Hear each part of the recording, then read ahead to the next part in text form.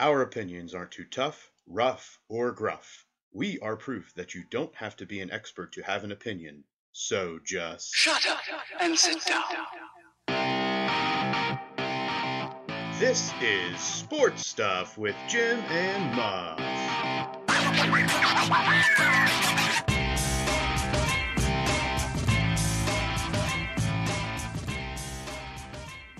This is Sports Stuff with Jim and Muff, plus Alex. Plus, I think that's really starting to catch on for me. I like that a lot. Alex, you still cool with it? Yup. Okay. Welcome to Sports Stuff with Jim and Muff. I am Muff, the original degenerate, somebody who tries to steer this rudderless ship into the abyss. Also with us is Jim. The Ohio Homer. The Ohio Homer. The Ohio Homer. There's only one Ohio Homer, and that is you. Well, It's a pretty pretentious statement that you just made. We're gonna get sued. You might. The No, Ohio you will. Did you see Homage put out a shirt with just the word "the" on it? No, I would not see that because the algorithms of my Instagram would not show me any of this. Oh, that's true. That's true. Plus, Penn State doesn't have any good marketing or T-shirts or any real fan base. So, We are what are you? We are what? exactly. You know how this ends. There doesn't have to be any lawsuits to make that happen. Also with us today is Alex. That's me. Alex, what is your Medical degenerate. Medicine. You're not on call today? I'm not on call today. I am coming at you live from my home, not the hospital. You survived the 4th of July? I did. There really weren't that many major incidents. There's a little chainsaw problem, but other than that, we're good. No any severed limbs, fingers? No, not from fireworks. The chainsaw was pretty close to a severed limb, but it stopped at the bone, so we're good. Well, that's good. That's all you can ask for. No biggie. Yeah. It's just the tricep muscle. And who needs those, really? Yeah, fine. Today is Monday, July 11th, 2022, and now we go with our preparations and helping our loyal listeners get ready for a football season. Yes. Let's go. This week, starting with our breakdown of the NFC West. The NFC West? Repeat that line. The breakdown. The NFC West? Oh, I'm sorry. I pulled a Joe Biden. That was why I repeated it, because they had instructions. I know. Repeat that line. We're still going to bring you our regular segments, including the offseason, quick thoughts, and Mount Massive, which this week dives into the best college football coaches in the modern era. See, I shortened that up to the past 25 years, specifically for a good conversation. Oh. I wanted to get a little shit stirring, if you will. I think the shit stirring is the fact that the modern era has changed again. No, I didn't even call it modern era. I know what the modern That's era true. is. In defense of Jim, he did not call it the modern era. You did. I wanted to specifically speak about the last 25 years on purpose. Objective middleman here. Yeah. Whatever. Be sure to follow us at Sports Jim Muff on Instagram and Twitter. Sports Stuff W/Jim Abraham Muff on Facebook, on YouTube. Subscribe, comment, rate, review, download, hit the bell, ring the bell. Ring the bell. Keep us moving in the right direction, stay in the right direction, and become so popular that we actually make money off this. Again, today is Monday, July 11th, and the Pittsburgh Pirates are now 36-50. Was that before the game today or after the game today? That was after the game today. Okay, I was going to say they won. I don't know how many games they're out of first place. They're at least 12.5, maybe 11.5. They're still not the worst. They are better than 5 teams in Major League Baseball. What are those 5 teams, for the love of God? I know that they're better than the Reds. They're better than 2 teams in the NL Central. The Reds and The Cubs. Yeah, the Cubs. They are 11.5 games out of first place. Okay. All They right. made a full game today with their win, and the Cardinals. Cardinals first. Today? No, the Cardinals first in the NL The Central. Brewers are first today. Yeah, so yeah, And the Cardinals are 2.5 games back, and then we're Okay. 11.5. So there we go. we got some ground to cover, but Do have some ground to cover. But it's our Pirates update. Not the worst. Definitely not the best. they were better than the Nationals. Pittsburgh Pirates are better than America's team. Yeah. Doesn't take much. Doesn't take much in any sport to be better than The America's team, though. Royals and the Athletics. So There it is. there you go. That's what we're better than. There's baseball talk.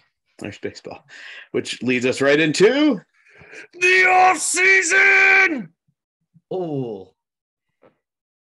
that one really was. I'm a little bit angry. My kids aren't here. I don't have to be, quiet or as quiet. Put a little funk into it. okay. So the off season. 58 days till NFL football. 48 days till college.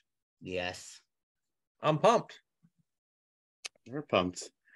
So maybe are the Carolina Panthers this week after trading for Baker Mayfield from the Browns for a conditional 5th-round pick.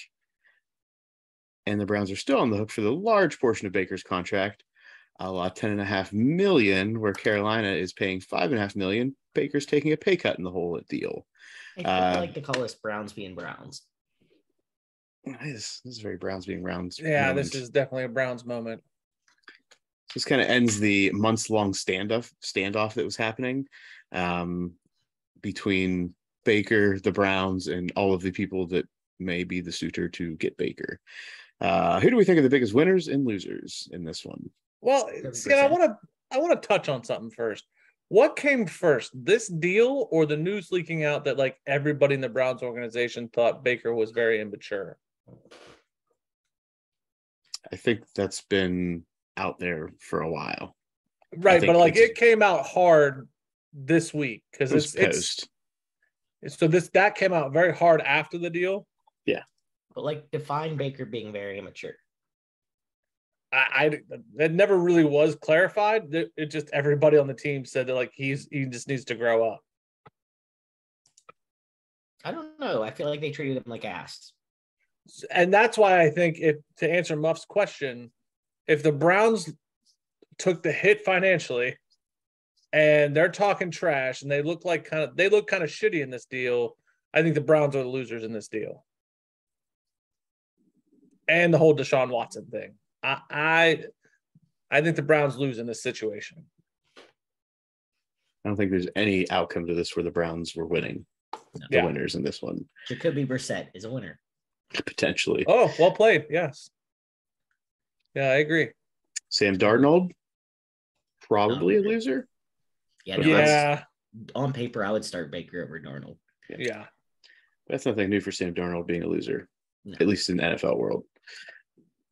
If he beats out, like he's got an opportunity to win a lot if he beats Baker.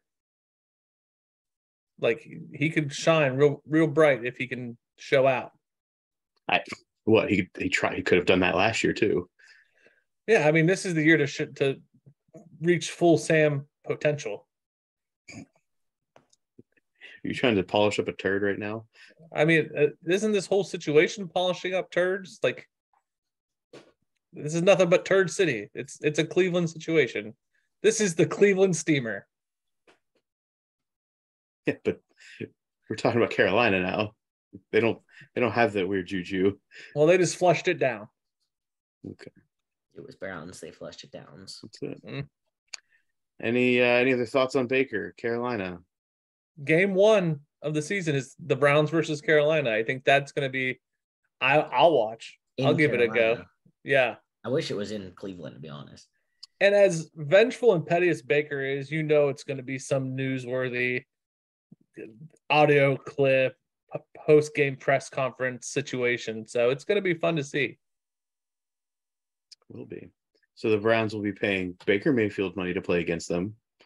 potentially paying some level of salary for Deshaun Watson to potentially not be playing. Mm-hmm. I hope there's like somebody else that they're paying to play against them, because that would be awesome. Oh yeah, gonna be a good time. Yep. In other news, out of Raiders Nation, the Raiders hire Sandra Douglas Morgan as the new team president, and she becomes the first woman of color to be named to this role in the NFL. Kudos to the Raiders. They needed some positive, and they say, finally found a way to do it. Do something good.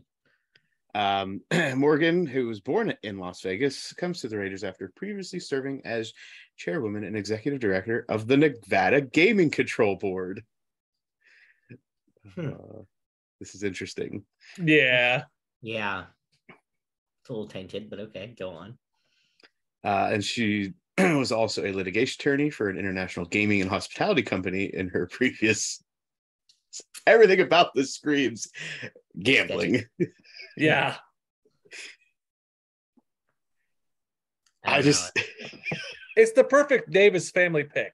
Yeah, I was gonna say, just when we're like, yeah, good job, then we're like, I mean, yeah, but there's never just gonna be a flat out good job. Yeah. There's always gonna be a little bit of a caveat. Absolutely. This might not be that big of one, but it's something. Mm-hmm. I think this just paves the way for Las Vegas, which would have made sense anyway, to be the first stadium, to have the first stadium in the NFL that has like live in-game betting. Yeah, in stadium betting. Yeah. Yeah. So did we get on like FanDuel in a stadium? That's something I don't know. I think you can do like internet based, like you just through like the apps. Walk up. Yeah, but you've got to remember it's always tough at stadiums when you're at a game to get any type of connection. Yeah. So you can try to get on, it just may not happen. Mm-hmm. But way to go, Raiders. See how this works out for you. We are still waiting on the outcome of Deshaun Watson, as previously mentioned. Cleveland's to-be signal caller had news come out last week, as reported first by Josina Anderson. This has to do with somebody that was one of the, I think, 12 women that the NFL interviewed. And here's the full report from Josina Anderson, because I think it's worth putting out here in quote fashion. Begin quote, I am told there's a recording of an interview with the adult son of one of 12 women the NFL interviewed in the Deshaun Watson case, stating his mom initially was complimentary of Watson in their conversations after massage, but later switched her account and tone after negative allegations surfaced about Watson. The son intimated his mother intended to reward his silence, per a league source. There's a feeling that the NFL was initially cagey about details they learned from the woman's son after only mentioning they interviewed him in their report. The son's recording was later reviewed by Watson's side, revealing the aforementioned details, presumably illuminating why this particular accuser was not included with the 5 women the NFL ultimately focused on at the hearing. End quote. So basically, he was like, everything was fine until other people started saying he was bad, and then mom jumped on the wagon. Correct. And it is currently unknown if this particular person is one that has a settled case with Watson thus far, or this is one of the unsettled cases. Gotcha. So let's talk about this next little tidbit. I think Jim probably will have comments for it. So anything on Josina Anderson, like the timing of this, like, I mean, right, we know that at this point that their weight, like something is coming and it has to be coming very soon. Whether it's how many games, whether it's an indefinite period of time or something. Do we think that people were holding on to this until the right time, or is this actually coming out right now? I don't know. This is messy. Indeed it is. Some food for thought, comparatively, that Ben Roethlisberger was suspended 6 games for a settled case with one woman back when he was suspended. When was that? Early 2000s, Alex? Yeah. Within the first few years of his career. Yeah. Keep in mind that Watson currently has 22 settled cases to this point. So that's 132 games, right? Yeah. I mean, if you're going to use a multiplier, yes. Yeah. 17 games a season. Do the That's math. 7.7 years. Well, His career. Yeah. don't do bad things, and bad things won't happen. But this does cast a shadow. This report does cast a shadow on some legitimacy of these accusations. Yeah, there's just more coming out about this, and it's going to be messy no matter how this ends up.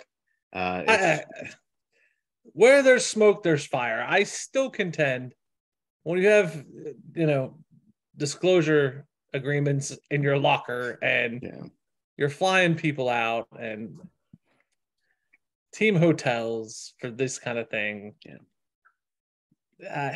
There's something there. Even if one of these 24 cases did have somebody that jumped on the bandwagon, there's still 23 others. Yeah. So I was gonna say that's kind of my point, just because maybe one of them did, but someone at least in this pile's story is legitimate, and I don't think that they could have 24 people and have 24 lies. Yeah, I agree. Speaking of liars and people that we're not sure what's going to happen. Muff. Came out strong. Washington Commanders owner Daniel Snyder apparently offered to testify via video conference before the House Oversight Committee in late July, according to a letter his attorney sent to Chairwoman Carolyn Maloney last Thursday. But his attorney stated they have yet to hear from the committee about the dates they submitted. Sure. I believe that. I believe that he said, yeah, I'll do it. And the committee's like, well, we're on holiday. We'll get back to you. Congress is not in session. Yeah. We can only meet with you whenever we're available. Yeah. We will not do anything special. Yeah. We'll just put your name on a chair when Roger Goodell is also participating via video conference. I fully believe that when this does happen, Jim Jordan from Ohio will grandstand about how it's a ridiculous use of taxpayer dollars and time to have Dan Snyder there. And we'll go soft on Dan Snyder. Like, I guarantee it. Yeah.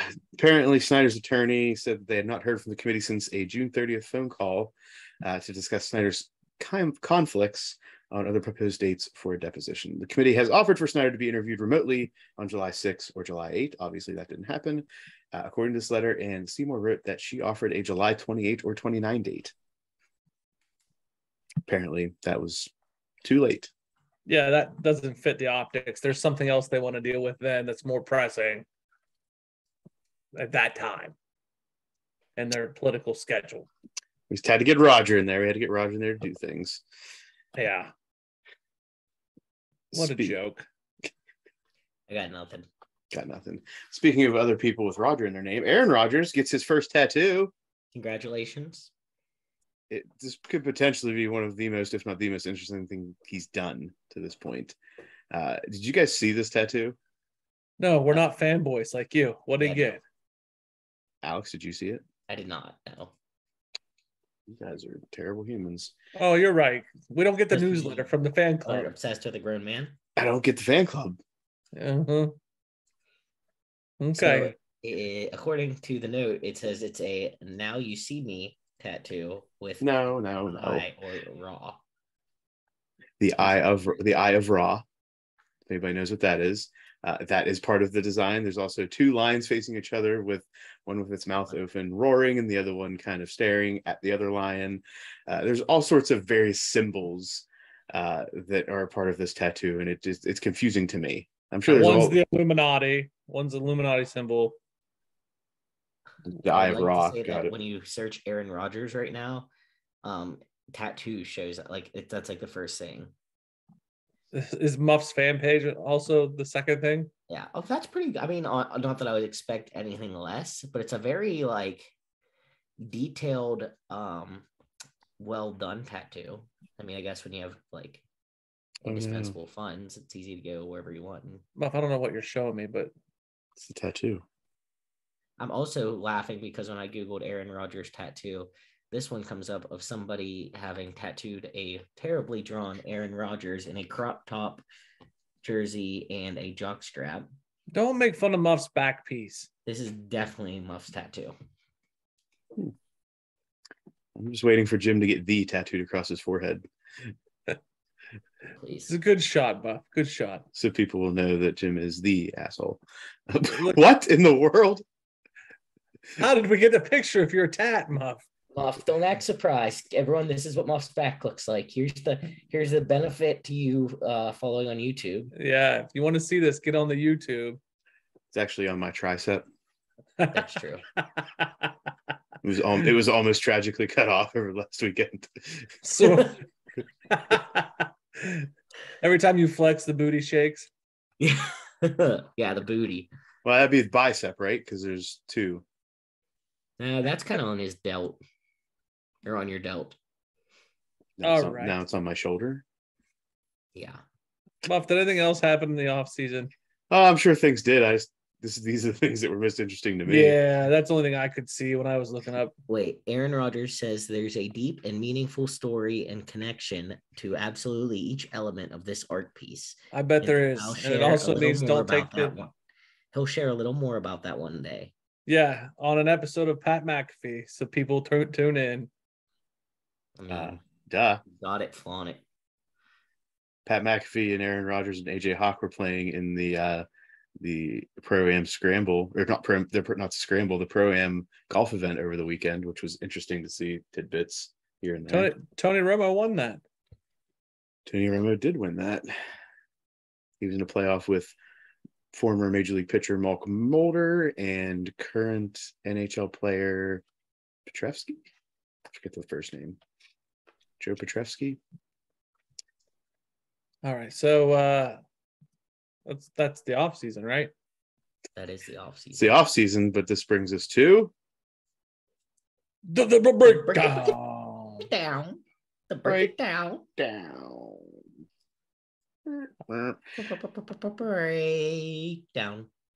NFC West style. So this is the first breakdown leading into the NFL and NCAA football seasons. As a reminder, we will go through all of the divisions in the NFL, go through last year's standings.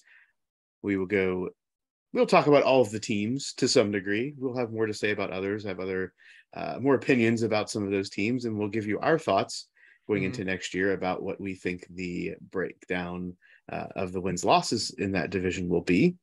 And then at the end, we'll give our Super Bowl picks. Yeah. And then we will also be breaking down the Big Ten divisions. And the Big 12. Oh, and the Big 12, I forgot. I'm doing a brief Big 12 overview. Yeah, you're on your own. Oh, I figured. So. Oh, Jim's not supporting the Big 12 breakdown. Shocker. No. Would Jim not even participate?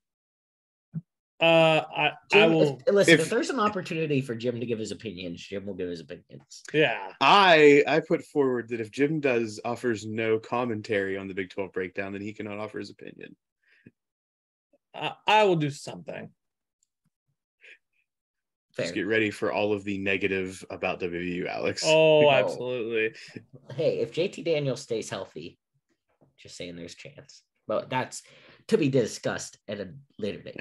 So the NFC West. Last year's standings in the NFC West, the LA Rams, the eventual Super Bowl champions, were 12-5 atop the division.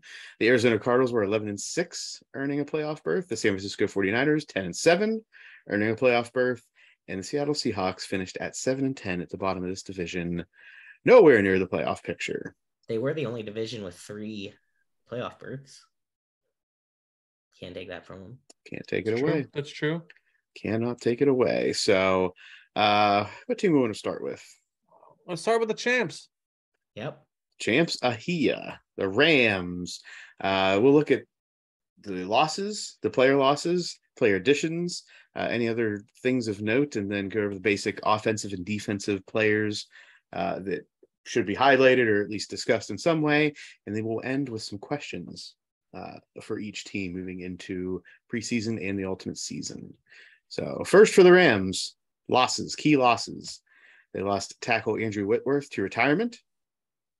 Mm-hmm. They did re-sign Joe Noteboom to a $40 million deal to theoretically replace Andrew Whitworth in the tackle position. They lost Von Miller to the Bills. Wide receiver Robert Woods was traded to the Titans, and Odell Beckham is still a free agent, TBD, still recovering from his ACL tear. Yeah. I think the Von Miller thing, and we'll get into that, is a big deal.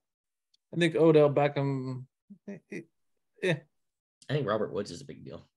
Yes, Robert Woods is a big deal. That was the reason they got Beckham. Yeah, that to me is the deal. Okay, all right. That's the one that's gonna hurt. They did have a couple additions though. One which is hoping to fill that Robert Woods role, and that is in wide receiver Allen Robinson coming in from the Bears, and they also got linebacker Bobby Wagner coming over from the Seahawks, an in-division trade. That wasn't a trade. That was just a signing. Who would you? Well, never mind. It's not question time. Yeah, but I guess this comes up later anyway, kind of. But who would you rather have, Bobby Wagner or Von Miller? I'd probably take Von Miller. I don't know enough about the linebacking core for the Rams. Von Miller is obviously, I don't know. I think at this point, Von Miller and Leonard Floyd on the edges were the key pieces to that defense. Mm-hmm. But again, if Aaron Donald is in the middle, he's going to hog up blockers. I think you can get younger and cheaper on the edge, and you're going to lose something out of it, but maybe not as much as you would. Again, with Aaron Donald being in the middle of that defense, it may still still be a good all said and done. Obviously, they re-signed Aaron Donald to a record deal in the offseason, so they Pete Prisco ranked Aaron Donald as his number one player in the NFL right now. I don't think he's the only person saying that. No, yeah. I mean, for the first time in a long time, he wasn't a quarterback. Yeah. That was a big to-do. A big to-do. As your defensive players don't get that kind of game. I agree. It's like the Heisman. Yeah. Just doesn't happen. Who's the last defense player to win the Heisman? Charles Woodson? Might be. Or is it? Yeah, that's what I think. Sounds about right. As a reminder, as somebody's looking up that stat boy, Charles Woodson. Bingo. As a reminder, offense, the Rams, Matt Stafford, your quarterback. You have in the running back, you have Cam Akers and Darrell Henderson. Wide receiver, you've got the best receiver in the league in Cooper Kupp. You also brought Allen Robinson in, and Van Jefferson stays. And at tight end, they have Tyler Higbee. Here's my concern with the offense. If Matt Stafford needs a break, something happens, do you guys know who his backup is? No idea. It's John Wolford and Bryce Perkins are their two backups. Ugh. Receiver-wise, you have Cooper Kupp, Robinson, Jefferson, all great. The other wide receivers there would be like Ben Skoranek and Tutu Atwell. Okay. Atwell's a rookie, right? Yeah. But that's my one concern here is if everyone's healthy on this team, fantastic. Mm-hmm. I don't know that they have a lot of depth if something happens. I don't think quarterback matters. I think there's enough people out there to quarterback with this receiving core that they're okay. Yeah. I think my bigger concern is that running back, I don't think Cam Akers is all he's cracked up to be. I think that'll end up being a bust. He's supposed to be healthier this year, but I like him. I like him if you're like a PP talking fantasy. If you're in a PPR league, he catches a lot of dumps. Mm-hmm. But I just don't think he has the same year he had last year. Yeah. They open up versus Buffalo on a Thursday night game. Their schedule is not easy. No, they're supposed to, if you look at it, a lot of people say they have the hardest schedule. Yeah. Who do you take, Buffalo or the Rams on Thursday night? Starting out the season, I'll take. Was it at Buffalo? It's at the Rams at LA. I'm gonna go with Buffalo. Gets the win. There's I probably kind gonna of be want to too. That's why I took Buffalo whenever I was looking at it. So their first 3 games are home versus Buffalo, home versus Atlanta, and then at Arizona. I think they come out of their Arizona the first 8 games. That's all I gotta say. I think they lose the first one and win the rest. That's what I said. I said loss, win. And on the defensive side of the ball, we've already mentioned a little bit of this. Obviously, Aaron Donald in tackle, Leonard Floyd at 1D end, Bobby Wagner in the linebacker core, and Jalen Ramsey still there as a quarterback. This is the side of the ball that I am more concerned about. Being bad or good? Depth and what happens on the D line. Aaron Donald, how many snaps can he play a game? I mean, he's a stud, don't get me wrong, but I just don't know. I don't think he's suffered any major injuries, and I don't want him to suffer a major injury, but what if he has like a nagging injury throughout the season? What does that mean for the defense? Yeah, that's fair. Jalen Ramsey's older. Yeah, they have Troy Hill. He's another cornerback. Yeah. Decent. So questions about the Rams. We've talked about the first one a little bit. How big a loss is Von Miller on the defensive side of the ball? I think it's a big loss. I think that's, in my notes, I think that's a major thing. I think he's some of the relief valve in that defense that they're going to miss. All right, Alex? I agree. I mean, I think that, like you were just talking, if Aaron Donald needs to play off, you still have someone like Von Miller in there causing mayhem. Mm-hmm. So I think losing that, I think Bobby Wagner is a good player as well, but I prefer Von Miller in that situation.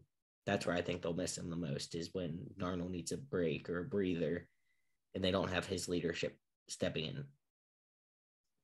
All right. Do we think that Allen Robinson is going to fill the void of Robert Woods leaving? No. No, I agree. I disagree. I think he's going to show out. Really? Yep. I'm a huge Robert Woods fan. I think highly of him as a player. I think he's consistent, and that's what I worry about with Allen Robinson, is consistency. He does have good games, but I don't think of him as like a week-to-week stud. I'm gonna tell you, I think he's gonna be a fantasy sleeper too. I think it's gonna be a nice pickup. I don't know. I'm not gonna pick him. I'm not picking up any receiver on this team when Cooper Kupp's there. Well, I think Cooper Kupp's gonna go real quick. So if you need a receiver, but I think my point is Cooper Kupp gets so many targets. That's true. Like, it doesn't matter. Like, you can put your whole team on him. They're still targeting. He had 145 catches last year for almost 2,000 yards. Fair enough. But I'd like to say that Jim is touting a Penn State receiver to do well. Yeah. And do we think Odell Beckham's going to end up back in LA before the end of this season? I think if he's smart, he does. Yes. Thank you. Yeah. I think he's going to end up there. I mean, think of OBJ everywhere else OBJ was, and you think of a shit show. Yeah. If I were him, I would stay where you've made a name, that you're like a decent teammate, good player. Just ride it out in the sunset and be done with it. With a caveat of, by the time he heals up, maybe Deshaun Watson's free again in Cleveland. I could see him maybe going back to Cleveland. Maybe. I just don't think it's a good social move for him, if that makes sense. Yes, I agree. That's where I'm thinking. Like, he's going to be a good athlete and a good receiver anywhere he goes. Do I like him a lot? Not really. But I think he will do fine. But I think he's kind of made a place in the Rams where people seem to like him. Yeah. And, like, keep your head down, play hard, have another good season. Yeah. And let people quit talking about how big of a goon you are. It's like. I agree. That's my opinion. I'm sticking with it. And that's the Rams. Moving on to the Arizona Cardinals. Muff's team for half a season. Hopefully. Key losses for the Cardinals this offseason: wide receiver Christian Kirk, defensive end Chandler Jones.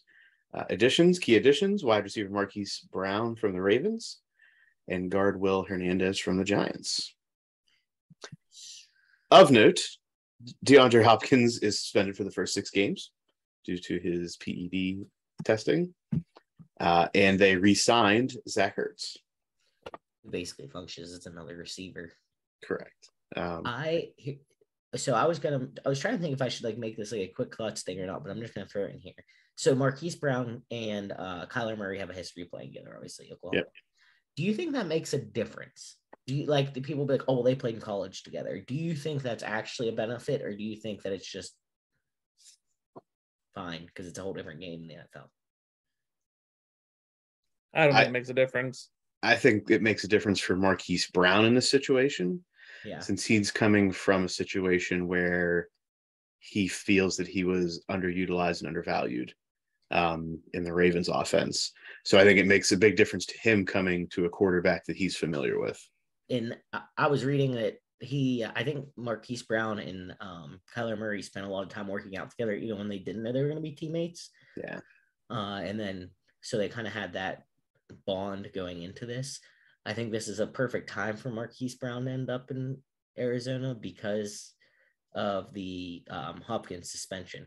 I think gives him a little time to get in. I think he gets his first 6 weeks being the guy. And then even when Hopkins comes in, you've kind of solidified your position, at least as a weapon. So even if Hopkins then all of a sudden is taking some of the catches, it still gives you two reasonable weapons that they have to figure out how to guard both at once. Yep. I don't hate the Cardinals. I don't love the Cardinals. They just exist. Yeah. They exist in your world and you have to have an opinion on them. Yes. Fair enough.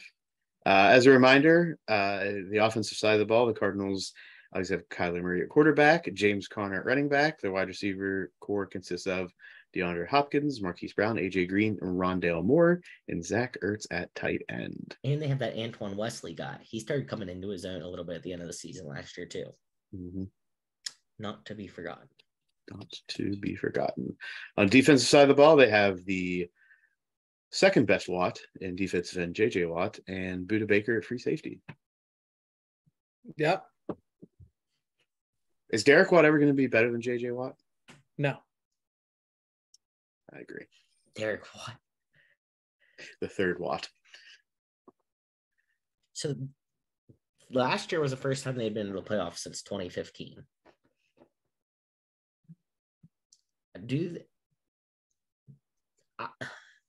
This is my part. This is my issue with the Cardinals. I keep talking myself into them and out of them all at once because on paper, I'm like, Kyler Murray's good and they have a good receiving core. James Conner's good when he's good. But my problem is, and the same thing with JJ Watt, even. They're good when they're good, but they have also the same exact amount of energy for me to be like, yeah, they suck. Like, I think that Kyler Murray can have a terrible game easily. I think that James Conner can have a terrible game easily. And I think like someone like JJ Watt can. That was a long-winded way to say you don't know what's going to happen. It is. Like, I really struggled breaking them down because like at first I started and I made their record, like predicted record, terrible. And I'm like, that's kind of dumb. Like, you know, this is the one team in this breakdown that I just struggled with. So just say you don't know. Let's move on. Sorry, Jim. Wow. I'm just saying, like, you just don't know. It's okay. It's okay not to know. You're no future teller, Alex. It's all right. Go on. Well, the offseason talk about Kyler Murray resulted in the team issues on or off the field for the Cardinals this season. Yes. Yes. What issues do we have then? I think he's a diva. I think it's going to be he'll bust halfway through the season. I just don't think he's going to show out. I think it's going to be a mediocre year. You talk about Baker Mayfield needing to grow up. I think Kyler Murray's a bigger issue in that department than Baker. You know it's bad when you move into a house with steps and your wife says, I'm not coming up with steps anymore. So she just brings you the whole bottle of whiskey and says, make them yourself. Sorry for the mid episode break. Was that an aside? Yeah, she's like, I didn't know if you were bringing this into the Kyler Murray situation. No, she like just brings me a Jack and Coke, and then she just brings me like 3 things of Coke and the bottle. She says, I'm not coming up those steps again. Like, man, I could definitely tell I'm in a new place. Yeah, I was gonna bring up that I was like, I didn't know where your wife and the Steps and Kyler Murray all came in together, but Well, I was sitting here talking I to you get it guys, now. and I'm trying to keep track of the conversation, and a whiskey bottle just appears. I'm like, all right, well, this is gonna be a great evening. Let's go. Which wide receivers will step up this season? You know what? I'm gonna be real with you. I am not impressed with any of this receiving core. I know it's gonna be like the hottest take of them all for tonight, but like, I don't think these receivers are worth a shit. And maybe that's Kyler Murray's fault. But like, I just don't think the receiving core is all that. I see Rondell Moore making the biggest leap. I'm not saying he's going to be a stud, but as far as contributing, Christian Kirk is gone. Rondell Moore fills that role, and I just think he's going to get enough targets to prove that he's worthy of being like wide receiver 3. I think that to Jim's point, though, we're talking about what right now without injury is a wide receiver 4. We're not saying, 1, 2, and 3 are good. We're saying, 4 is going to step up. So I think there's a lot of room for guys like Rondell Moore and Antoine Wesley to really get in the mix this season. I'm just not impressed. And the question of questions, can the Cardinals keep it together for a whole season and get over the hump? I don't know. No. Alex, I don't know. I won't say any more or any less. I'm just gonna riot within Jim. I'm just gonna say that I'm gonna ride that horse until it bucks me for the first 5 or 6 weeks. And I think for the gamblers that listen to our other show, I think that the spreads are going to be very interesting for us on that show. And I think that's where Muff's going to make his money is like, do the spreads fit our agenda for us to take the Cardinals? If it looks good and it feels good, do it. But like Big Bob changed our agenda and changed our whole way of thinking. So we need to bet wisely on the Cardinals. You don't have to bet every game. Mm-hmm. Muff. Okay, says the person who bet every game in basketball. True, I did. Don't come at me with that voodoo. We just need to refocus ourselves. That's all I'm saying. Let's look real quick at their first 5 games. The 49ers. Listen, we can't drag this segment on, boys. I got a whole bottle of whiskey here, and I'm not. They play the Chiefs, the Raiders, the Rams, the Panthers, the Eagles. Yeah, their schedule's nice. What? The Cardinals? Say it again. The Chiefs, the Raiders. The Chiefs, the Raiders, the Rams. I think they can beat the Raiders. I think that's loss. Yeah, I think that's LLL. I think it's loss, win, loss. And then what happens? The Panthers win. Yep. And then the Eagles. I think it's a win. I don't. Loss, win. You have zero faith in the Raiders. Uh-huh. Yes, I do. You're correct. They have Devontae Adams now. And Derek Carr's still there. I don't think they get it together until like later on in the season. We'll get to that breakdown, but that's true. 49ers. The Niners lose defensive end Arden Key to the Jaguars. Center Alex Mack retires. Running back Raheem Mostert goes to the Dolphins to join former offensive coordinator Mike McDaniel. Defensive back Quan Williams goes to the Broncos. Who knows what the hell's going on with Jimmy G? I think they're the smartest team, management-wise, going to hang on to Jimmy G. Oh, yeah. We don't know what they're doing with Jimmy G yet. Hang on to him. You have Trey Lance and Jimmy G. So I think that the nice part is you have 2 options. If Trey Lance starts and sucks ass, Jimmy G is not. You still got Jimmy G. Weren't we supposed to call him something different? Didn't Sam make up a name? Yeah, but she's not on the episode, so it's okay. Okay, sorry, Sam. I tried to bring it in. If you're listening, That do with his teeth, I think. Yeah. I don't remember. All I'm saying, good move, 49ers. Keep him. Don't be like the Browns. Hang on to him. All right. The Niners do add defensive back Charvarius Ward to the roster. And Ray McLeod from the Steelers. We'll call that a key addition, sure. Jim's reaction. Sure, Alex, you can call that a key addition. So the offensive side of the ball, we're looking at quarterback Trey Lance, Jimmy G. You got to remember, Jimmy G is also recovering from injury. Mm-hmm. Shoulder, if I remember correctly. Mm-hmm. Running back, they have Elijah Mitchell, Jeffrey Wilson Jr. Wide receiver, Trey Sermon. Why was he not on this list? I was even going to add Trey Sermon into for you. I mean, he's running back 4 at this point. Yeah, he's running back 4. He'll be in the mix. I'm telling you. He'll be in the mix, yeah, because Price is listed as their number 2 running back right now. Yeah, that's why I didn't even include him because I don't know who it is. Can't believe left Trey Sermon off. I'm a little butthurt about that, but go ahead. What? Because he contributed for them greatly last year. We'll see, Muff. We'll see. Why not? That was a statement of fact, is what I just made. We'll see, Muff. That's all I'm saying. Okay. Wideouts: Steve Samuel, Brandon Ayuk. Mm-hmm. Tight end George Kittle. Sure. I don't think Juwan Jennings bad. I think he's worth mentioning. You think they're 3 wide receivers deep that we need to be? Are you gonna draft Juwan Jennings? No, I didn't say that was. I think they're better than. I think it's better than some of the Cardinals receivers you put on here when they were 4 deep up there. All right, tight end George Kittle. Just want to point out that we keep fighting to put Penn State wide receivers into the mix here. George Kittle, wide receiver and fullback. If Penn State had a coach who might win a national championship. That's all I'm saying. Kyle Juszczyk. You know who the most important person on that side of the ball is, though? Not Kyle Juszczyk anymore. No. Left guard, Colton McKivitz. That's true. Out of WVU. That's true. You know where he's you know where he went to high school? I'm guessing. Wait. Ohio Valley boy. Union Local. I was like, I know he's a Ohio Valley. I could not remember Union Local. That was it. From my high school. There you go. Because Jim coached him to be a great football player. I didn't say anything about that. I said he's from my high school. That is all Jim said. Fair enough.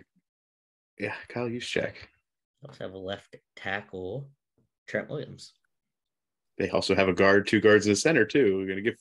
I Do we talk about everybody, or I feel like I'm being attacked a little today? And I'm not sure. I'm not usually the one that gets attacked, so I'm having a hard time with this. Okay. Keep talking, Alex. This is what goes down. I'm not talking anymore. Okay. Defensive side of the ball. Nick Bosa on the end. Fred Warner at linebacker. Nick Bosa from. I'm not even claiming it Bosa because I'm not a big fan. So it's okay. You're only fans of some. Yeah, some. Yeah. So did he go to the Ohio State, or did he just go to Ohio State? He went to Ohio State. See, you pick and choose. I don't like that about your fandom. Well, sorry. So, questions about the Niners? We talked about this a little bit already. What is going to come of Jimmy G before the season starts? I think he ends up somewhere else. I do not know where. I hope not. I mean, I can see your point. I hope he doesn't, but before the season starts? Yes. The fact that Baker just went to Carolina, I think that makes that less likely. But what if Deshaun Watson is out? Is that maybe a play that the Browns make? The Browns being the Browns. Oh, God. You just hurt my head. Can they afford to spend any more money on quarterback? I don't know. The salary cap's will ruse anyway, so they can figure it out, I'm sure. Good grief. Restructure other contracts. So, I don't know. I mean, they just signed – what cornerback did they just sign, Jim? The Browns. Made somebody like the highest paid cornerback. Yeah, I'm a Ohio State guy, but I'm still stuck on this whole if they sign Jimmy G. That would be Jesus. Alex, do you think Trey Lance is ready to be the guy? I don't know. Yeah, I think he's ready to be the guy.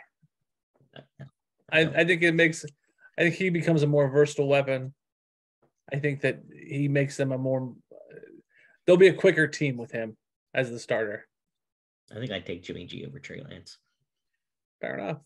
I'm with Alex this year, but long-term, Trey Lance is the better option. How much do we think the offense is going to struggle after losing Mike McDaniel and having an offense that's built around Mike McDaniel's system? I think it's going to be a big adjustment. I think they have enough weapons that they make it through. I agree with that as well. Yeah, and this is, I think, where Trey Lance comes into play is I think Trey Lance is the future, and Jimmy G was the Mike McDaniel, like, hey, this is what makes this work for me right now. So I think there'll be some tough times, especially in those first 6 to 8 weeks. And last question for this: will Deebo Samuel still be effective as a primary wide receiver without all of the gadget plays? I think he'll be just as effective as a wide receiver as he was before, but I think he gets less involvement and less accolades without all the gadget plays.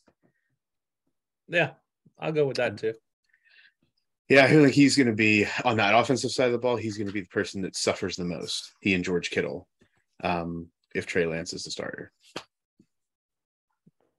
So, if anything, if Trey Lance is a starter, this is the year they need all of those Deebo Samuel, all in every spot on the field, running the ball, going out for passes and everything. But alas, that's not what we're going to get. And the last team in the NFC West, potentially certainly least, TBD, the Seattle Seahawks. Man, very talk about an off season. Oof. Very eventful. The Seahawks lose the franchise. Mr. Unlimited himself, Russell Wilson, to the Broncos. They lose Bobby Wagner to the Rams. They lose Gerald Everett to the Chargers.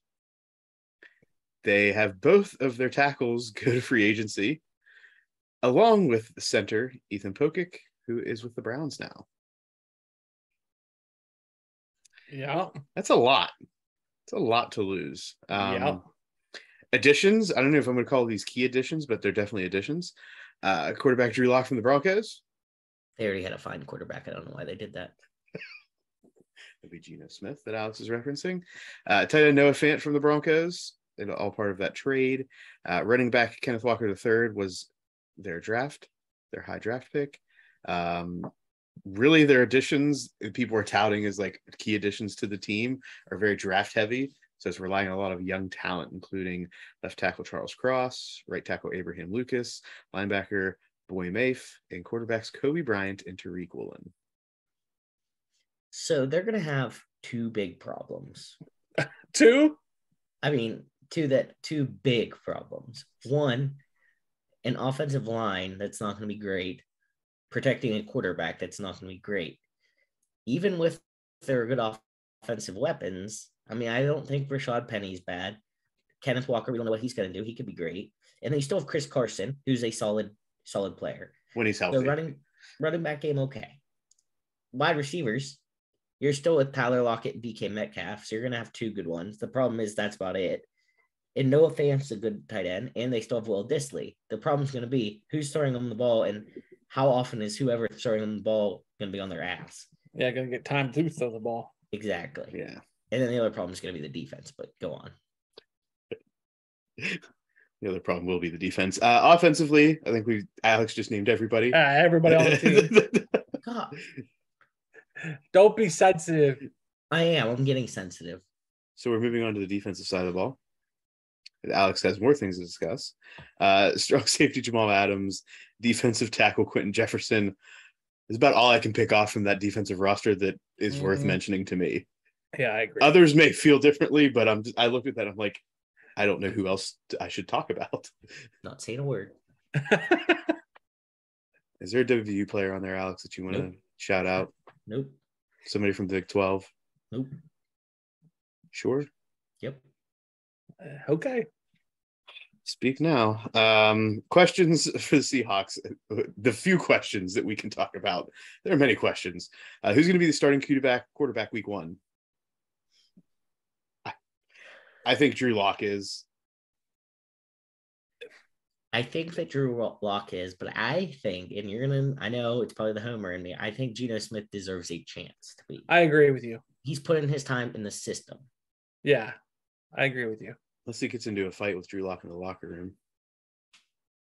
It's fair. Don't poke the bear. Jeez. This has already been alluded to. Who is keeping this quarterback upright week to week after losing 3 offensive linemen in the offseason? We have no idea. They need Kyle Juszczyk. That's what they need. Mm-hmm. They need a fullback system that's always back there to help protect. And lastly, how much will Pete Carroll want to and will he be a part of this rebuild into the future? Because I don't think there's anybody that's making any mistakes in calling this anything but a rebuild. Yeah. To be determined. I'm not going to answer that. I don't see Pete Carroll being around very long. I'm going to let our special guest later in the episode answer that. Okay. So now we get into how we feel the division is going to play out, all said and done. Our win-loss records and who will win this division ultimately. I'll go first. I got the Rams coming out 12-5, winning the division. I got the 49ers at 11-6. A lot of faith in the 49ers. I got the Cardinals coming in at 8-9. I think the wheels fall off. And then I got the Seahawks at 6-11. I think they sneak a couple out that people don't see coming. Alex? I have the Rams, which is probably too high, but 15-2. I think they have another fantastic season, especially if OBJ comes back. I have the 49ers at 12-5. I agree with Jim. I still like that team. I have the Cardinals at 9-8, about the same. And the Seahawks, I only have at 4-13. I think they are going to have an abysmal season. Okay. I also have the Rams atop that division at 12-5. I then have the Cardinals at 11-6. I think they just continue to do enough to stay relevant, to maybe even make the playoffs. But I don't think this is the year that they make the next step with Cliff Kingsbury at the helm. I then have the Seahawks at 5-12. I think they squeak out some wins just because I think that Geno Smith does at some point become the quarterback and helps to guide this team just with a veteran presence at quarterback. And in last place in this division, I have the 49ers at 4-13. I think this is the Trey Lance experiment, and it has some major growing pains throughout the season. I think Muff is high. Yeah, me too. I am not. Let's get that out of the way real quick. How many playoff teams? Two. I think I have to say 2 in the end. If 11-6 team, I think has to make the playoffs. I think 2, but I think we all say 2, but I think that, well, I mean, obviously Muffs are different too. Then I think the Rams and 49ers make the playoffs. I think the Cardinals get just squeaked out. I just want to understand how the 49ers are this good. I think we've said it enough, Muff. I think they have the personnel on there that can get the job done. I think they got better personnel than the Cardinals any day of the week. I think this might be Trey Lance's breakout year. So his first year is his breakout year. Yeah. Okay. It's a very bold statement that Jim just made. This is typically when I make this is how I set the tone for the podcast is these breakdowns.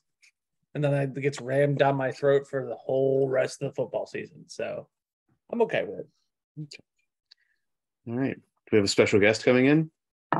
Special guest come in at the end of the episode like he always does. Yeah. So outside of the time of relevance when nobody cares about what that person's talking about. Well, if you want to hear the special guest, we'll get to the end of the episode. Okay. It's fair. So get to the end of the episode to find out who the special guest is and this person's thoughts. Until then, this is Breakdown. This is Mount Massive. Yodelay. All right, so today's topic, inspired by, I was watching a 30 for 30 of the USC Texas national championship game where Mac Brown versus Pete Carroll, and I thought to myself, who are the greatest coaches in the last 25 years? That's not true. I didn't say 25 years. I was like, who are the greatest coaches? And then I thought, well, I want to stir some shit. So I need to narrow this down to make it an interesting conversation. And I made it 25 years simply to get rid of the U era. I did not want to talk about the U. And then I thought to myself, well, I also don't want to hear how Nick Saban is the GOAT. So I added another caveat. You have to exclude Nick Saban. Yeah, that would have been, like him or not like him. we all would have put him number one. Yeah. So today's topic is top 5 coaches in the last 25 years, excluding Nick Saban. I want to say before we get started that the way this was initially posed, it did not explicitly state football. So I almost put like Gino Auriemma on there. I figured you would because you're that guy. I had to look at you guys' list to see before, in Muff's defense, I started going down the rabbit hole of like different coaches. I was like, wait, does he mean just football? And I had like multiple like things going on. So I had to look to see what you guys did. Yeah. And I was like, yeah, okay, yep, guess he meant football. I figured that's what would happen. I thought, you know what? If he does that, I'm going to let him be. I was so pumped to throw Bob Huggins in the ring. Yeah. Ooh. Okay, so I'm going to start this week because, like, we all know how this is going to play out. Plus, I want to fight Muffs later. I did mine solely on personal bias. Not solely. My number one is on personal bias. So I've been drinking a little, so this also be a little bit of honesty here. Because you're always so like careful with your words, right? You're never opinionated. So your drinking makes you honest, or your drinking makes you more opinionated? More opinionated. That doesn't necessarily synonymous with right honesty, is it? Number 5 is Joe Paterno. Say what you want about him, and in the last 25 years, he may not have won as a bunch of national titles. He still is the winningest coach in all of football within those 25 years. So he's number 5. Bob Stoops is number 4 because Oklahoma football is a powerhouse in the Big 12. Bob Stoops is synonymous with Oklahoma. He's got some national titles. There you go. Number 3 is Pete Carroll. Didn't make it on any of your lists, spoiler alert. But Pete Carroll's got some national titles, some Heisman Trophy winners, and kind of rebirthed USC into national stardom at a time when it was down. Had an undefeated season that Texas derailed a national championship, but kind of brought back that whole Hollywood profile to a program that needed it. Number 2, despite me absolutely like I want to vomit in my mouth, Dabo Swinney. And number 1, it's pretty easy to figure out, is Urban Meyer. I tried to figure out if Jim Tressel could make this list because he did start the rejuvenation of Ohio State. He would probably be 6. But he only had 1 national title. And the Miami game, I did not feel like opening the door for Muff to butcher me on that Miami game for that national title. And then every other national title game he was in, he lost. So I'm gonna do myself in and say that's why he's not on the list. Fair. But those are my 5 in the last 25 years that aren't named Nick Saban. I'm gonna go to Alex because I like Alex's list better than Muff's. Okay. So number 5, Bob Stoops. Number 4, Lou Holtz. Technically was coaching in 2004. Can make the list. Yeah, okay. He can. I agree. Okay. 3, Joe Paterno. I just put him on last second. I understand. 2, Lincoln Riley. Oklahoma again, but Lincoln Riley. And number 1, Urban Meyer. I had Dabo on and I had Joe Paterno. I debated between those 2 making the list. And I went with Joe Paterno in the end because I don't like Dabo Swinney. I have a hard time with Lincoln Riley. He is a very good quarterbacks coach. And that's honestly, I did have a little bit of a hard time, but he does turn out some good quarterbacks. He has won a lot of Heismans. Yes. I'll give that to you. I don't necessarily know that he is the best team coach, but I think he is a good football player coach. Okay. So he made my list for that reason. All right. And Muff. I can't wait because I want to fight Muff so hard. I just want to go back to the fact that apparently the Ohio State University needed rejuvenated by Jim Tressel. I thought they were always the best team in the world, Alex. No, they definitely need to rejuvenate it. Come on. John Cooper was a POS. So let's go. Okay. So my list. So I wasn't thinking like 5-1 as far as like ranking. I was just putting 5 coaches out there. It looks like 5-1 to me. No, this was just 5 coaches that I thought belonged on the list. But okay, we'll start at 5, which is again. You should order them. Order them. We'll take a second. I understand this is bad for air. Alex and I will talk amongst ourselves while you order them. Sure. Number 5, Lincoln Riley. Oh, that didn't take long. Right. Okay. This was got to get the fresh blood in there. So I had to have enough. somebody that's more recent. It's been very successful and obviously is hoping to rebirth USC as they make their way into the Big Ten here in the next year. 4, I'm going to go with Bobby Bowden. I don't know how we cannot have Bobby Bowden. Oh, my God. Why? Because of his resume. He coached within the last 25 years. This is very similar to the Lou Holtz discussion. Okay. If Lou Holtz makes this list without a question from you, I don't know how Bobby Bowden doesn't. I like the Alex, and I felt guilty for not like banging on him or for banging on him in the early ones. So, for that reason, Bobby Bowden.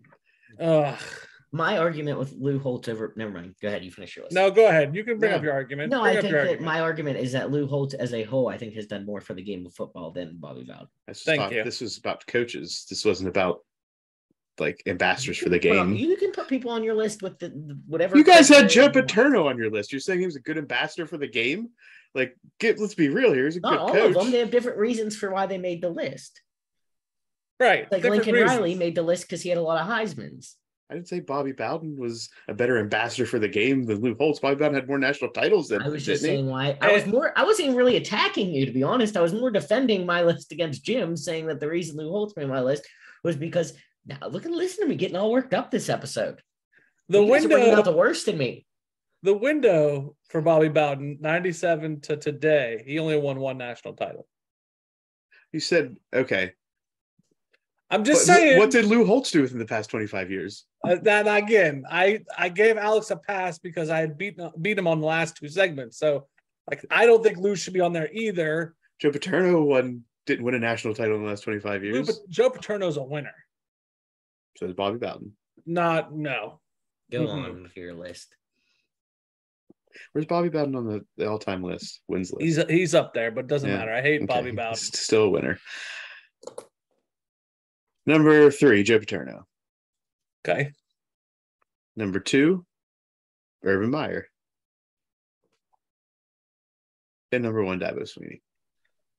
You're an idiot. Let's go, Dabo. Bobby Bowden is 4th, by the way. Oh, yeah. So let's fight me on Bobby Bowden.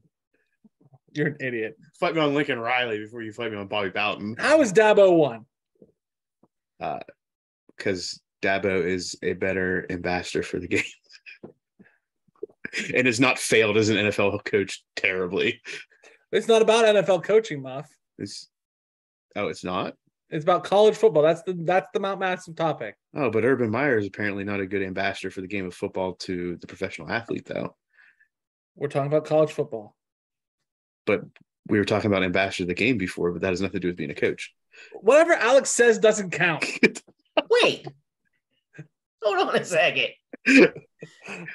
Jim's letting this narrative fit however he wants to. Yeah, right now I am, because I hate Dabo Swinney. I hate Bobby Bowden. The two. Dabo Swinney is again. This is a victim, not a victim. This is a what have you done for me lately? Urban Meyer has done nothing for the game of college football lately. Okay. Aside from sit on Fox and talk about it, and hey, he was a genius too.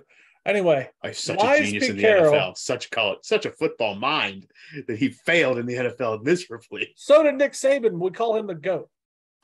Right, because he was smart enough to get back into college football. Where's Urban right now? He's got to work his way back. He's going to go coach at Youngstown State? I hope so. Why is Pete Carroll not on either one of your lists? because I don't think of Pete Carroll as a college coach. I think Yeah. of Pete Won Carroll national titles. okay. I don't like Pete Carroll. You don't like Bobby Bowden? Alex doesn't like. I don't dislike Pete Carroll, but when I think of Pete Carroll, I don't think of it as a college coach. I think of him as a Seahawks coach. I think of him as an NFL coach because he's a player's coach. I agree. I think I do agree with you. I mean, Pete Carroll has his place in someone's list. That's fine. But I do think when I think Pete Carroll, I think Seahawks. I don't think USC.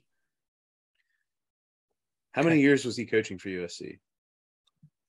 3 or 4. Yeah, I was gonna say. And it's also the longevity is how I think about this. Like, how can I say that somebody's the best college coach when they only did it for 3 or 4 years? Because he won in 3 or 4 years. Like, that doesn't make any damn sense, Muff. That's a shitty argument. Oh, you were there for 3 or 4 years and won national titles. Right. And then you decided that you were better than the game. So you went to the NFL, which Urban Meyer couldn't do. So I'm sorry, he was there for 8 years. 8 years, Muff. No. Well, I'll rescind my list. Urban Meyer's gone from my list and Pete Carroll replaces him. Since Pete Carroll's a better coach overall, since he could make it work in the NFL. And Muff the spoon, he's stirring the pot. I mean, I would not necessarily disagree with you. Yeah, I would disagree with you. I was like, yes, you absolutely. Yeah, I would totally disagree. Don't do that. All right, well, that's not massive.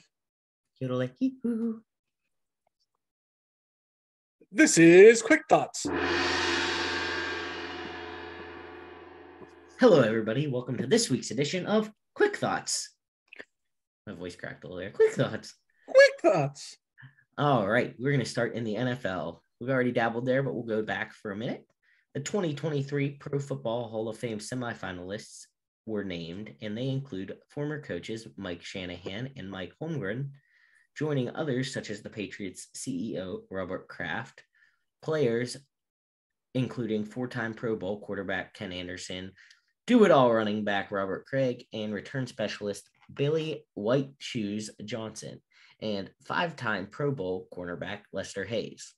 The remaining list of players include linebacker Clay Matthews Jr., wideouts Sterling Sharp and Mark Clayton, and coaches/contributing members of the NFL, former Oilers/Titans owner KS quote-unquote Bud Adams Jr., former Browns and Ravens owner Art Modell, Coach Dan Reeves, Steelers Vice President Art Rooney Jr., Coach Marty Schottenheimer. If you could only choose one player and one other person from this list, who would you pick? Go to Muff. Muff. It's very obvious that the non-player is Art Rooney Jr. without any hesitation. As far as the players, I'm not as excited about the players in this year's, at least the more common players to me. Like I remember Roger Craig. I think I remember Roger Craig being a good Tecmo Bowl player, if I remember correctly.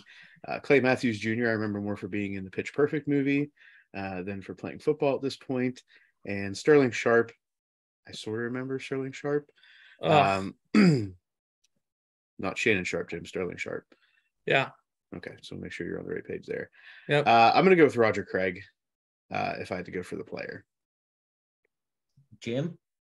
First off, I am a huge Marty Ball guy.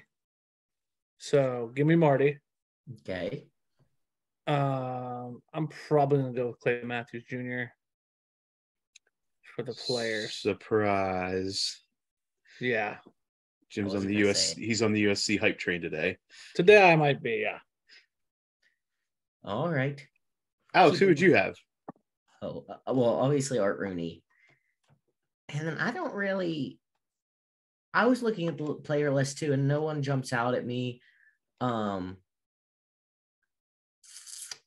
don't know, probably Billy White Shoes Johnson, because I like that name. Fair enough. But no, I was looking at Sterling Sharp, and then I had to think the same thing that you were talking about. I was like, no, Shannon Sharp. That's what I'm thinking of. And you were talking about it. You're like, you don't know. I'm like, how does Muff not remember Sterling Sharp? But then I was like, wrong Sharp. So Billy White Shoes Johnson, you can have my vote. Keeping in football, we'll go to the college realm. Baylor is currently the pick to win the Big 12. This is the first time they've ever been favored in the preseason. How much Busch Light will Alex need this fall to watch the Mountaineers? Jim? Probably a lot of Busch Light. Muff? I think there's going to be at least a nice 12-24 each weekend that the Mountaineers are playing. I think it depends on JT Daniels. If JT Daniels is solid, I think I can get away with 6-12.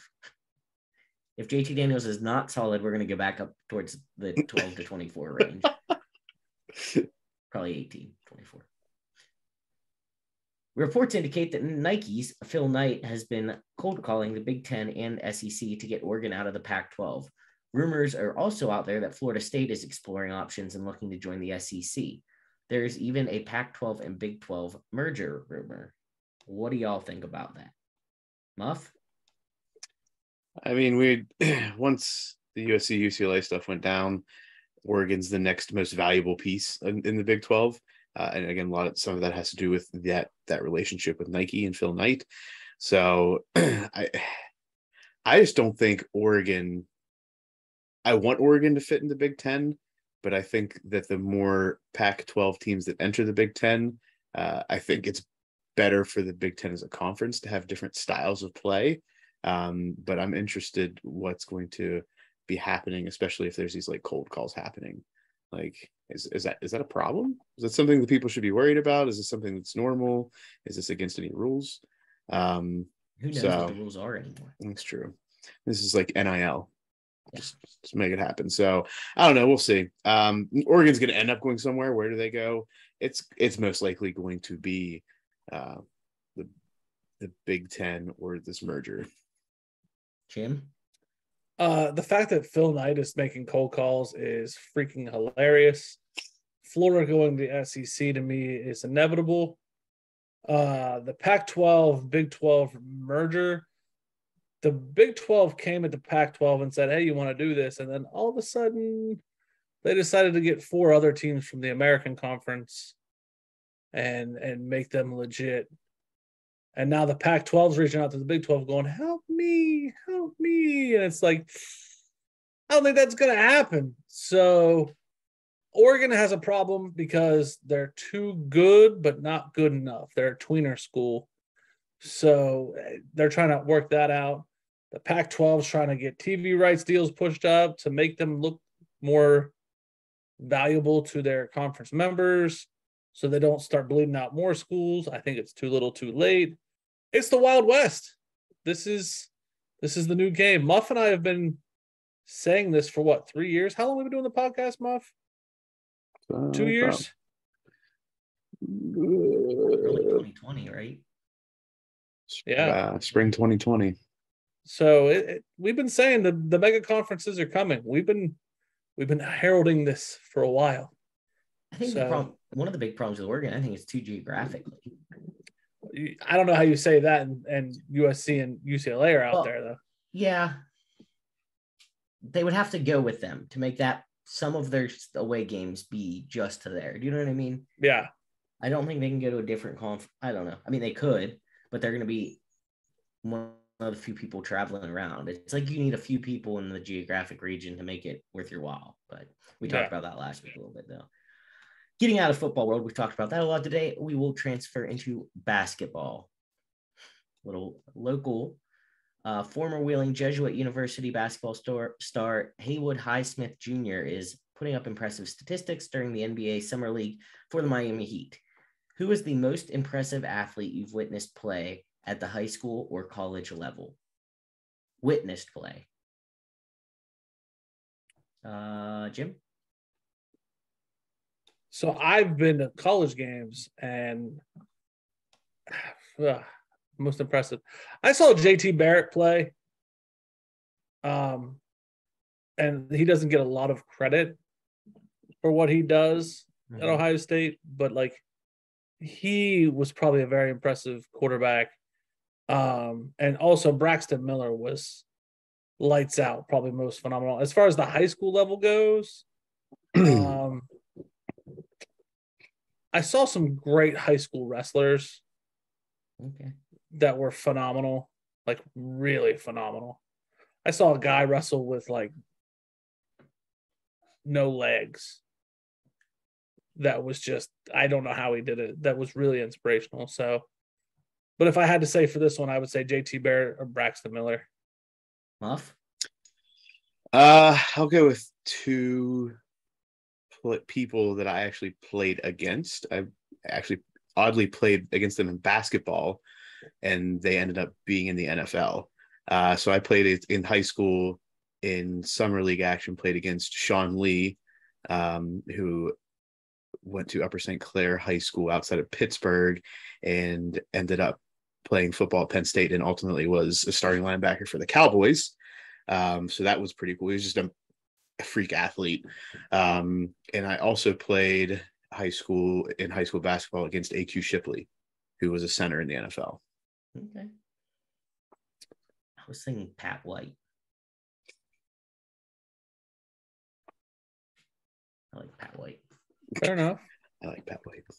Set to play alongside Kawhi Leonard and Paul George next season, John Wall said he is delighted to be joining a loaded LA Clippers team that won't need him to be, quote unquote, Batman every night for us to win. What's your thoughts on him calling himself Batman? Muff? I can always tell who's coming up with the questions, and I love it. Whatever. He's not the first person to say he's Batman and somebody is his Robin, or didn't even say anything, just calling himself Batman, saying he's got to put team on his back. So whatever. Not the first person, won't be the last. Jim? So he says that's the ultimate goal for me at this part of my career. I don't want to have to be Batman every night to try and win. On our team that we have, I think anyone can be called Batman.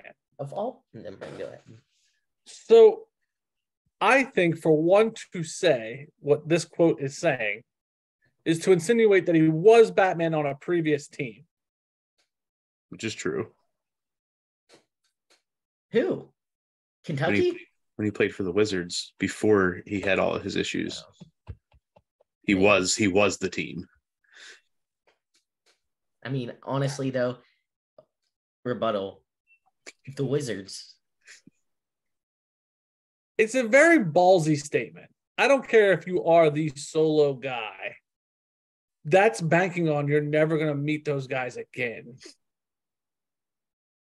Like, let's just say like this podcast, right? If I said to somebody, like, I'm the Batman of this podcast, okay? Whether it's true or not, which it's not, first of all, Muff is the Batman of this podcast.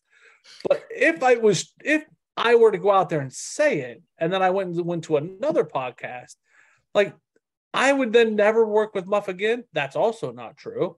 So, like, when Muff and I did another podcast, like, that's out there. I think you're burning a bridge when you say something like that. I get the premise. I understand what he's saying. Like, the work's not all on me, and that feels great because I'm older. But, like, that's real ballsy. John Wall. You remember that song? Agent Zero. Funny, not funny. Yeah, it gets kind of funny. Look, John Wall has been collecting cash over the past few years and playing almost no basketball. He's like Kyrie, but without all of the fanfare because he's not in a big market city. Yeah. Just look at it. And he just signed like a pretty substantial deal to go play for the Clippers. Also funny because he hasn't really been playing for the last 2 or 3 years. Hilarious. Only in the NBA. Yeah. Let's bring up a topic that we don't usually talk about. Tennis. Novak Djokovic defeats Nick Kyrgios to win his seventh Wimbledon title and fourth consecutive Wimbledon title on Sunday, bringing him to 21 total major championships and becoming the second oldest winner at the All England Club behind Roger Federer.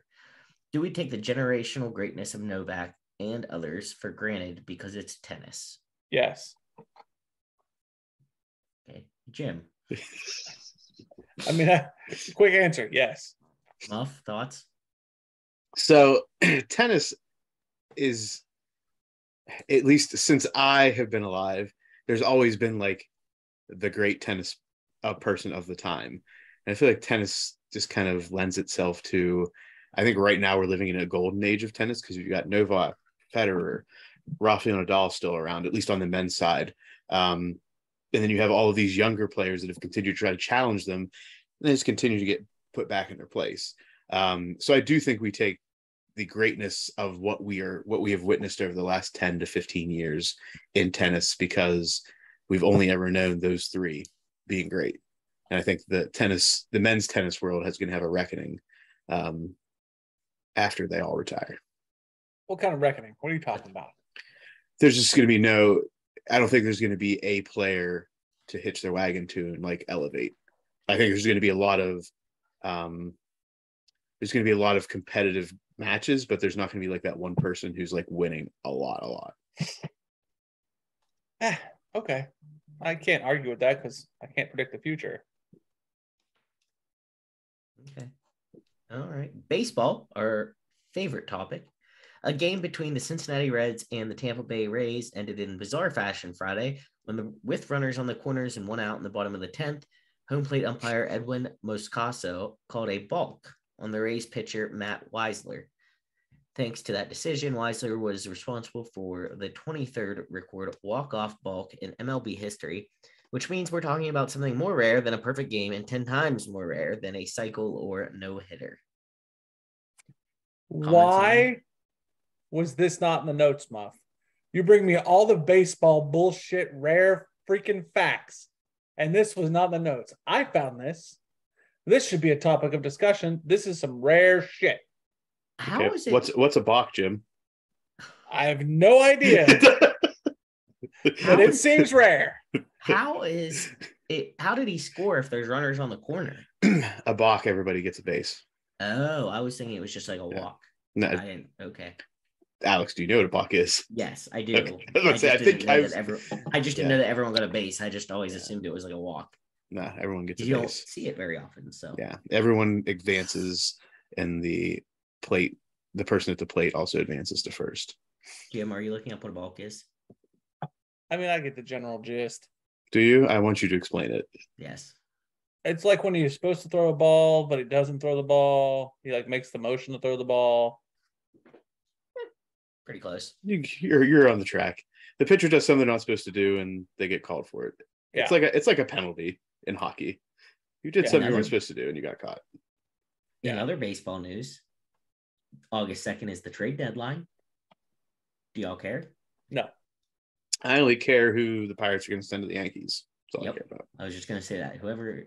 Speaking of the Yankees. Don't bring it up. Okay. Don't bring it up. Well, here we go. Here's the deep water. On Saturday,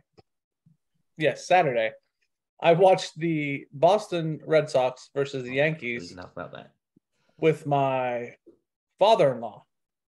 Shout out to my father-in-law who's watching or who listens to this episode. He listens to all the episodes. What a rare experience to listen to or to watch a baseball game with a Yankees fan. Yankees lost. But so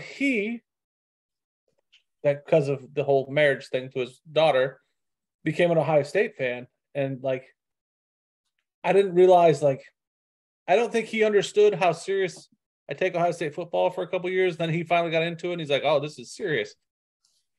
I didn't understand, like, Yankees fans take that shit just as serious as I take Ohio State football. Like, he was pissed, and that guy doesn't get pissed. He was legit mad.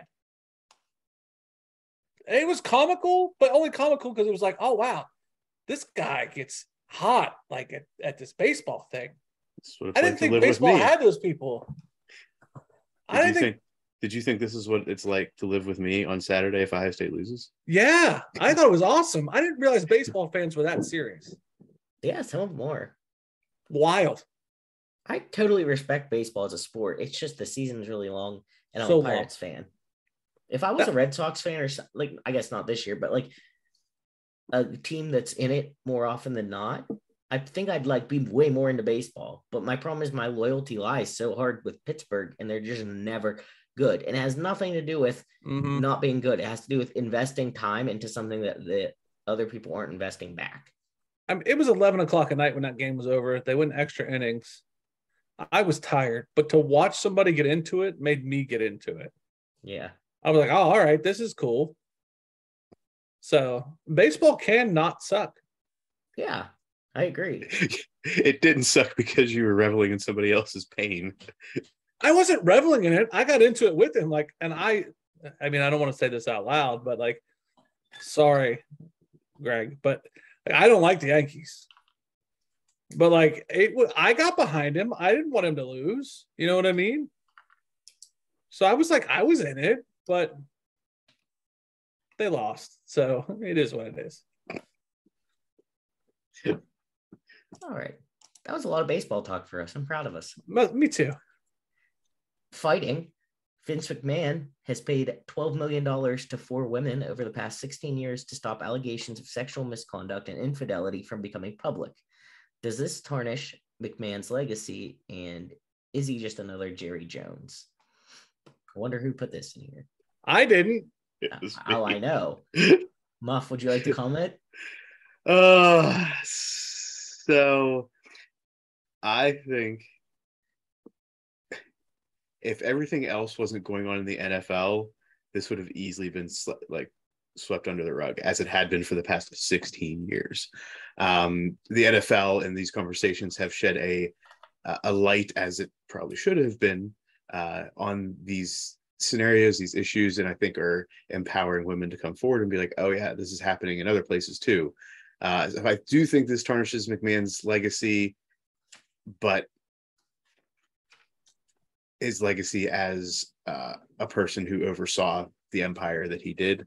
I don't think he's another Jerry Jones. I think Vince McMahon is a successful human being who made some poor decisions, and we just are hearing about it now, and it is what it is. He's just gonna have to deal. He's gonna have to deal with it. He's already stepped down, right, Jim? Officially, no. I thought he stepped down. He's temporarily taking a step back for a second. He's on administrative leave. Yes. Okay. From his CEO role. Right. Oh yeah, he's still involved. He's still in creative. You're right. So, yeah, that's my thoughts. I just thought it was interesting that this was B-list news in the NFL. Okay. Yeah. So I'm gonna put a pause on the timer, and I'm gonna give just a quick, brief history lesson and overview. This is not Vince McMahon's first legal scandal. This is probably like the 7th, 8th, 9th, 10th. Vince McMahon had a steroid scandal where he almost lost the business. He had a death of a wrestler in his ring from falling from the ceiling. He had the Chris Benoit thing, which was a steroid thing, and also the man killed his family.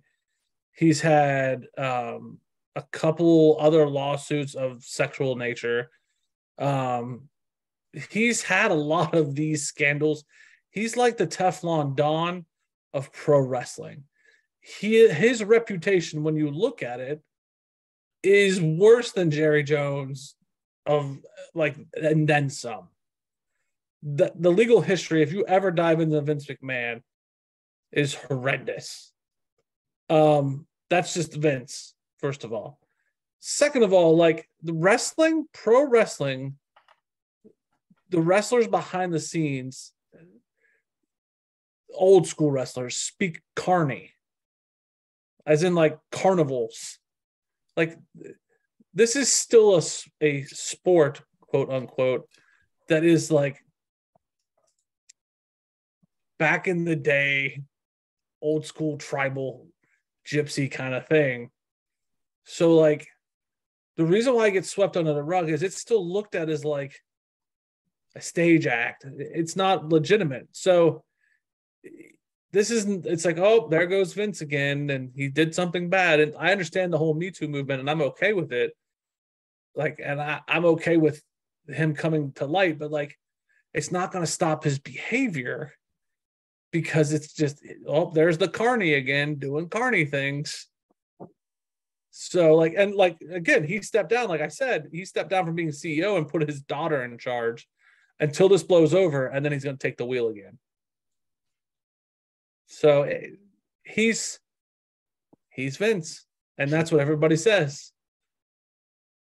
He shouldn't be allowed to take the wheel.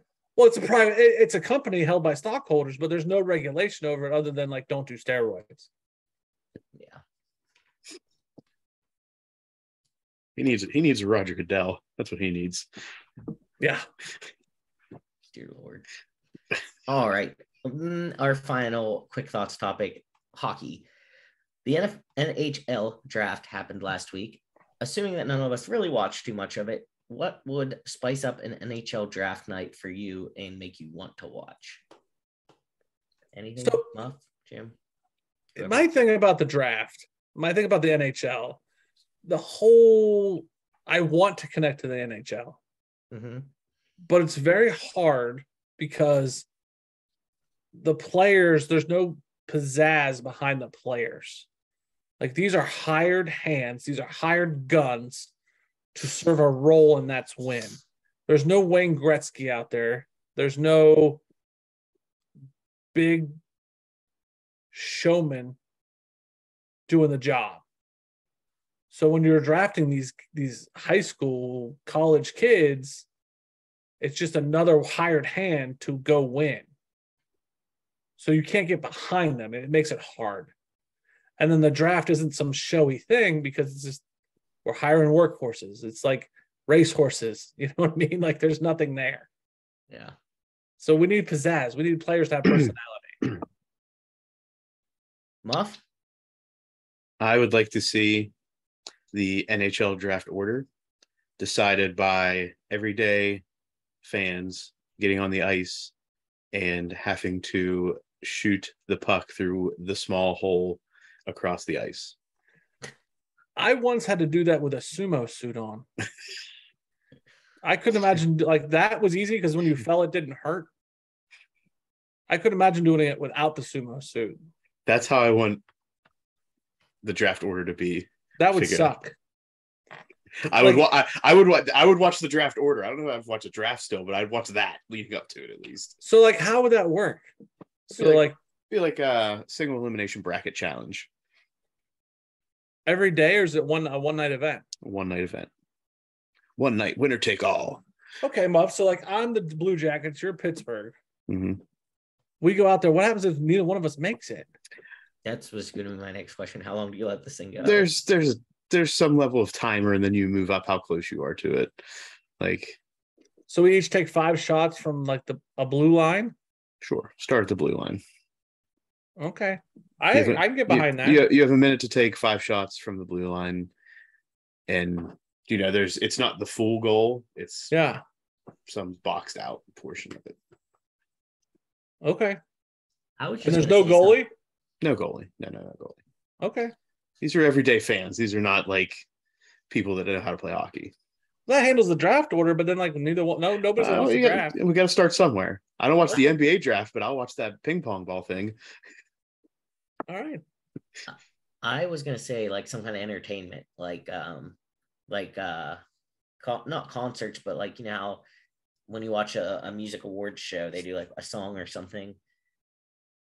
Like get some there's things in between performers or like some comedians in between or something. Yeah, I mean like something.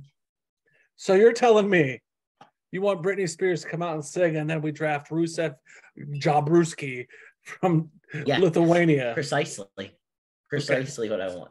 All right. The more wardrobe malfunctions, the better. Okay. Jim's the one drinking, not you, Alex. All right. You asked what I wanted, and I told you. Fair enough. All right. Well, that was quick thoughts, but that's not the end of the episode. But it's not the end of the episode. Hang around for the bonus. Bonus round. Just go into it. Bonus time. All right, hold on. Checking out the crystal ball. Oh, Mighty Muffneck. Oh, Mighty Muffneck. We call upon you. We ask for you. to grace us with your thoughts on the NFC West. Oh, Money Muffnack, are you here? Oh, Money Muffnack. Yes, I'm here. Thank you, oh, Money Muffnack. How was your summer? It's interesting. It's interesting. Good. There's no football. It's very upsetting. Although I know that you guys don't know this, but there was a women's football league championship on today. Did you watch it, Muffnack? I did not, nor did I bet on it. But it was on. Could you have bet on it, Muffnack? I don't know. I did not look. Muffnack, we ask you to gaze upon your crystal ball. And we're asking to see if you have some thoughts on the NFC West. Are you ready? Yes. If Pete Carroll and the Seahawks win 5 games or less, does Pete get fired? Pete. Oh, Pete. If he loses 12 or more games, they will not put him out to pasture by firing him. They will give him the opportunity to bow out gracefully. And he will retire in Seattle with Starbucks for life. Thank you, Muffnack. My next question, Muffnack. Will the Rams make it to the Super Bowl? The Rams from Los Angeles will not make it to the Super Bowl this year. They will make it to the NFC Championship game and they will lose to a team to be determined later. That's impressive. Take. Muffnack, is this the make or break year for Kyler Murray? Kyler.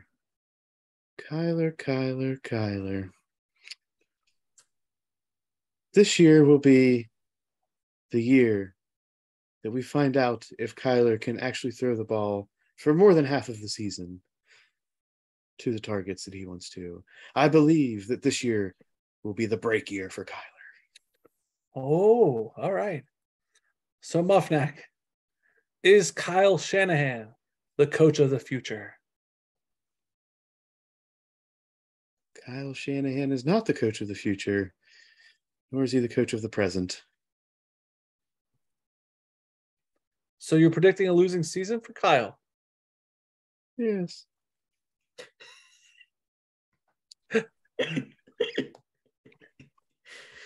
Will Muff lose money on the Cardinals this year? Muff is a degenerate, and he will bet on the Cardinals to prove a point.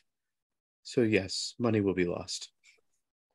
Thank you, Almighty Muffnack. We will see you next week for another breakdown and your thoughts. I will wait with bated breath. Thank you, Muffnack.